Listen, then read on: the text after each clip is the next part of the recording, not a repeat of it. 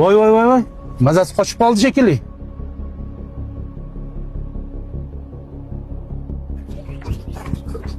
Ukam, tur, yaxshimisan? Amaki, mazam bo'lmayapti. Qani tur. Doktorga olib boraman.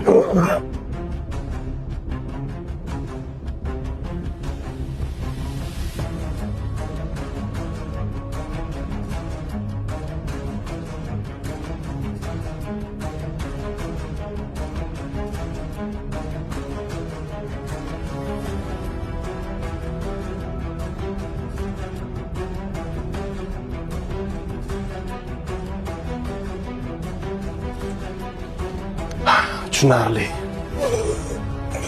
Doktor, ana bolam ahvoli yaxshimi? Men aytgan dorilarni zudlik bilan olib berish kerak. Bemorni srochna operatsiya qilishimiz kerak. Xo'p bo'ladi, yozib bering.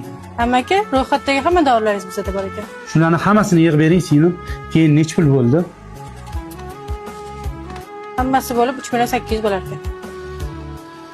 Dadasi, hayit bayramiga ozgina ro'zg'or qilib bersangiz bo'lardi. Onasi, bu oy o'z arendaga zo'rg'a pul topdim. Shuni bir amallab berib keling. Qolgani bir gap bo'lar. Arendaga beradigan pulim hammasi ketar ekan-da. Mayli, yig'ib beravering. Bemor operatsiyadan yaxshi chiqdi.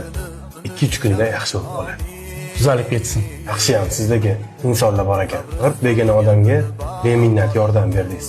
Doktor, o'zi arendani to'lagani ketyotdi. Yo'lda shu voqea bo'ldi. Tashab ketishga bo'lmadi. Arendani hamma puli shu dori-darmonga ketdi. Arenatorga nima deysiz endi? Endi bor vaziyatni tushuntiraman. Ozgina tushunib, sharoit qilib bersa, savobga sherik bo'ladi-da. Undan keyin ehsonni mukofoti ehson deyishadi-ku. Shu nechingiz bo'yicha bu oy arenda pulni olib kelmadingizmi? Bo'lgan vaziyatni boricha tushuntiryapman-ku. Bir marta sharoitimni tushuntiring. Iltimos sizdan. Kalitni bering bu yoqqa. Shahobiddin. Oke, ko'p gapirmay, kalitni bering.